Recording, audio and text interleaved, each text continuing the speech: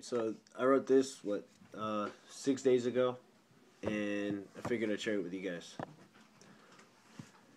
It makes you start shaking like a salt shaker, but it's not your behind that's being shaken. We've always been prepared to meet our Maker, but instead we find it's our faith that has been taken. It feels as if you walk into the night and your gut is telling you, watch out, something ain't right.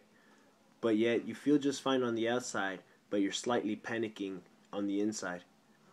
All of your senses are heightened like right after you watch a horror clip. You're ready to do kung fu or some sort of backflip. But when it jumps and hits you, there's no pain, just emotion. It brings forth tears and causes some kind of commotion. And yet it allows us to see the world and people in their true form. It allows us to see those who are willing to cause a storm. We find it unfair and cruel to us under certain circumstances. Few have mastered the ability to escape it through music, sports, or dances. But it still has its victims that give in to its pressure, and they fall into a depression like a stone into a fissure. Then there are those that will not stand under the weight of its burden. They choose to stand up and fight it, all bruised up and hurting. Some have succumbed, and some have failed. Some stay on track, others are derailed. Survival of the fittest has turned into the survival of the wittiest.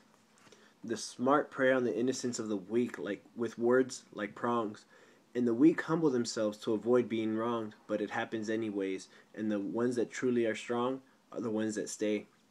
They endure the mistreatment it gives and the abuse. They bend their knees when it tells them they are of no use. They cramp up and fall and succumb to it all. Their faith saves them from the temptations that surround. When it sees that it cannot beat us, then it backs down. It is unpredictable and has so much brutality. But in the end, God will protect us from the it we call reality.